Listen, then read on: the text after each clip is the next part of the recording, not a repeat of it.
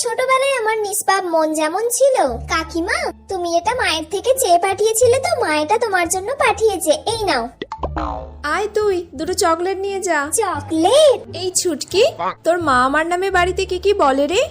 হ্যাঁ বলে তো, অনেক কিছু বলে, যে মিতা কাকিমা সব জিনিস আমার থেকে চেয়ে চেয়ে নিয়ে যায়, ওর মনে হয় কিচ্ছু নেই, ভিখিরি কোথাকার, এরম করে বলে।